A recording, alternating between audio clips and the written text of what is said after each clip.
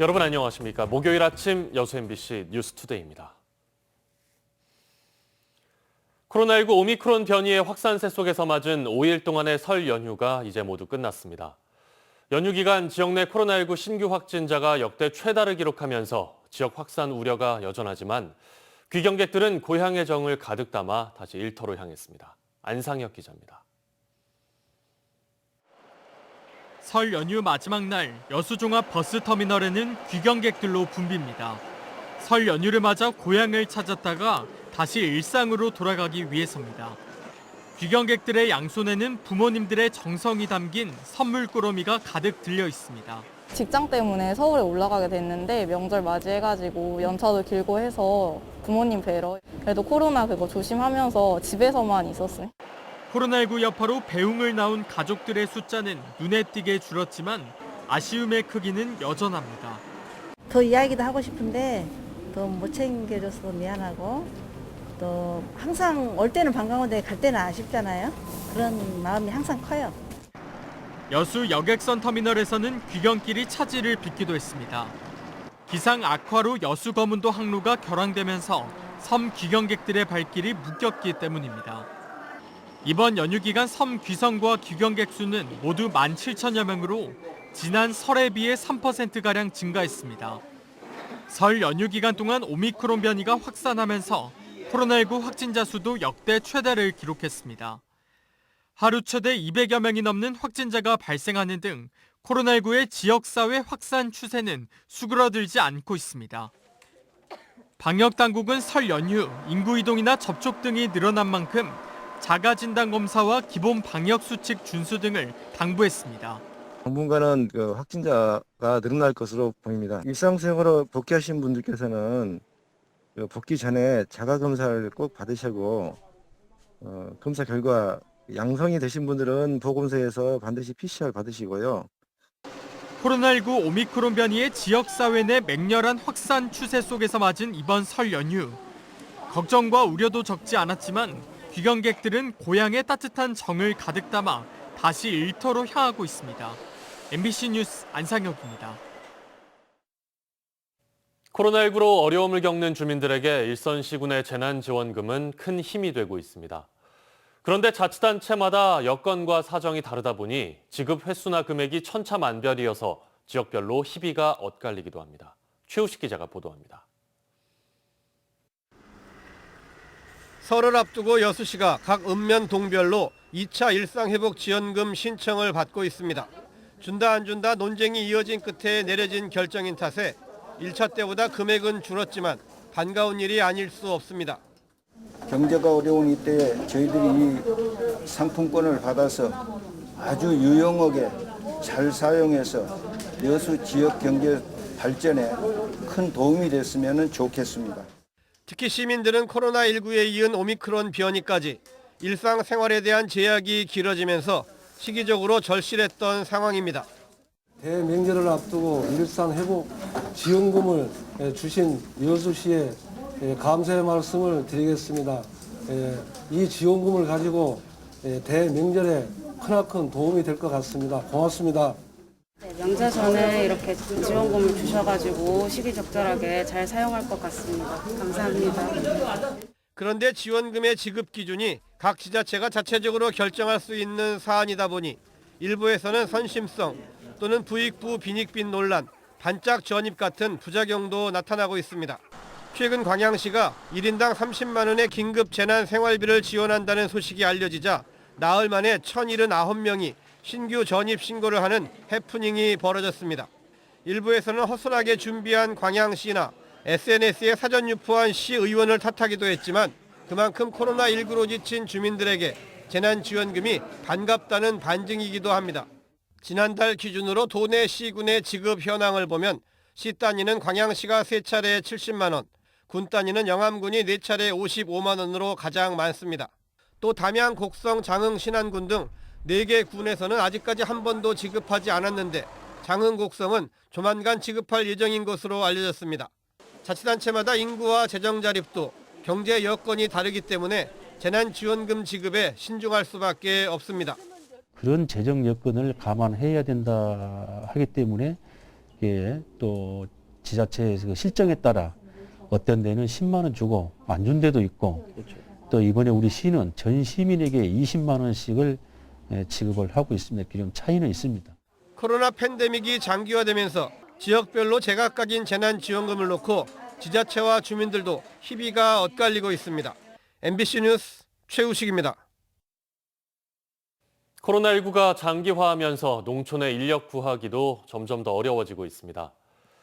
한국농촌경제연구원은 코로나19 여파로 농촌 노동인력 확보가 어려운 데다 임금도 빠르게 상승해 농촌의 인력난이 심화하고 있다고 밝혔습니다. 특히 농촌 인력의 상당수를 차지했던 외국인 노동자가 코로나19의 여파로 급격히 줄었고 자원봉사 인력마저 구하기 어려워 농번기 구인난은 더욱 심해질 것으로 보입니다. 이에 따라 청장년 인력의 유입책과 시간제 일자리 창출 등 지속 가능한 농업을 위한 대책 마련이 시급하다고 농촌경제연구원은 지적했습니다. 직업과 교육 등의 이유로 타 지역으로 떠나는 시도민들이 여전히 많은 것으로 나타났습니다. 통계청의 2021년 국내 인구 이동 통계에 따르면 지난해 광주의 인구는 전년보다 6천 명 줄었고 전남은 4천여 명이 줄었는데 수도권으로만 13,000명, 중부권으로 5천 명이 순유출됐고 영남권에서 호남권으로는 2천 명이 순유입된 것으로 나타났습니다. 전입 사유별로는 광주는 직업을 이유로 떠나는 비중이 가장 높았고 전남은 교육을 이유로 떠나는 비중이 가장 높았습니다. 전라남도가 추진 중인 스마트팜 혁신밸리, 오는 8월 말 준공을 목표로 공사에 속도를 내고 있습니다. 전라남도의 스마트팜 혁신밸리는 지난 2019년부터 총 사업비 1,300억여 원을 들여 고흥만 간척지 33헥타르에 청년 창업보육센터와 임대형 스마트팜, 실증단지 등을 조성하는 사업으로 현재까지 60%의 공정률을 보이고 있습니다. 스마트팜 혁신밸리는 청년농을 육성하고 스마트팜 농기자재와 기술을 개발하는 첨단 농업 융복합 단지입니다. 대통령 선거가 다가오면서 후보들마다 각 분야의 선거 공약들을 잇따라 내놓고 있습니다. 그런데 인구가 적은 섬 관련 공약은 찾아보기가 어려운데요. 한국섬재단 등이 섬 공약을 후보들에게 제시해 눈길을 끌고 있습니다. 김윤 기자입니다. 제주도 본도를 제외한 전국의 산지한 섬은 3,300여 개.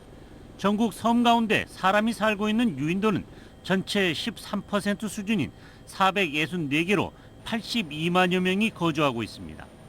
전남은 전국 유인도의 58%가량이 산재돼 있지만 해마다 인구가 감소하면서 무인도가 증가하고 있습니다.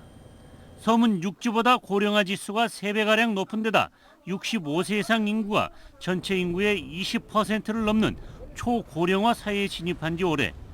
섬 문제는 이처럼 심각한 위기 상황에 봉착해 있지만 적은 인구 탓에 대통령 선거에서는 주목받지 못하고 있습니다. 이런 가운데 한국섬재단과 황해섬 네트워크, 한국도서학회 등이 대선 후보들에게 섬 공약을 제시하고 나섰습니다. 섬주민 기본소득제 시행과 한국연안저객성 공사 설립, 전천후 종합병원성 건조, 섬해양 기후위기 대응 국제기구 설립 등입니다. 이번에 대선 공약의 특징이라는 것은 이제 섬의 가치를 좀 재발견하자는 데 있고 또 섬주민의 이제 기본권을 좀 확보하자는 데 있습니다. 그리고 아무래도 국민이 사랑하는 섬이 가장 중요한 이슈가 아닐까 이렇게. 특히 도서 지역에 의료 복지를 강화하는 만통급 전천후 종합병원성 건조는 민주당이 실시한 국민정책 제안 공모에서 최우수상을 받기도 했습니다. 우리나라 국민은 누구나 평등하게 응급의료를 받을 수 있는 권리가 있다라는 응급의료에 관한 법률에 근거해서 그 의료복지에 관한 부분이 모든 국민들의 호응을 얻었던 것 같습니다. 한편 민주당 이재명 후보는 모든 섬 주민들이 1,000원으로 월 5회 여객선을 타고 명절 기간 섬 고향을 방문하는 귀성객들도 1,000원으로 연 2회 여객선을 이용할 수 있도록 하는 소확행 공약을 발표해 눈길을 끌고 있습니다. MBC 뉴스 김윤희입니다. 지난해 중국산 김치의 알몸 절임 동영상 등 수입산 김치의 위생 문제가 논란이 됐었는데요. 배추 주산지이자 맛의 본고장인 전남이 김치 산업에 집중 투자해 김치 산업 발전을 이끌겠다고 선언했습니다. 김진선 기자입니다. 빨간 배추 모양의 국산 김치 인증 스티커가 붙은 강진의 한 식당. 배추와 양념채소 등 모든 재료를 국산으로 사용한 김치만 제공한다는 인증입니다. 전라남도와 국산김치 자율표시위원회가 지난해 시작한 국산김치 자율표시제도. 해마다 지역 재료로 김장을 직접 담가온 식당들은 크게 반기고 있습니다. 근데 그전에는 쓰고 있으면서도 인정을 못 받는 부분도 있었잖아요. 근데 이게 있음으로 해서 내외적으로 이제 인정을 받는다. 그런 뿌듯함도 있고. 묵은지로 유명한 강진에서 이미 100곳이 넘는 식당이 인증을 받는 등 전남에서 국산김치 표시제에 참여한 업체는 5,022곳에 달합니다. 모든 야채를 이 고장에서 굉장히 신선도가 좋은 것을 사용하기 때문에 담는 과정부터 그 소금물부터 달라요. 수입산 김치의 신뢰 하락으로 국산김치 수요가 높아지면서 전라남도는 연말까지 국산김치 표시제 참여업체를 6,000곳으로 늘리기로 했습니다. 코로나19 등으로 건강한 K푸드에 대한 관심이 높아지면서 수출도 늘고 있는 상황. 지난해 전남 김치 수출 실적은 855만 달러로 전년보다 5% 이상 증가해 역대 최대 실적을 기록했습니다. 올해를 김치 산업 발전의 원년으로 선포한 전라남도는 국내 소비 촉진과 수출 지원에 집중 투자하고 가격 경쟁력을 갖추기 위한 시설 현대화 등에도 143억 원을 투자합니다.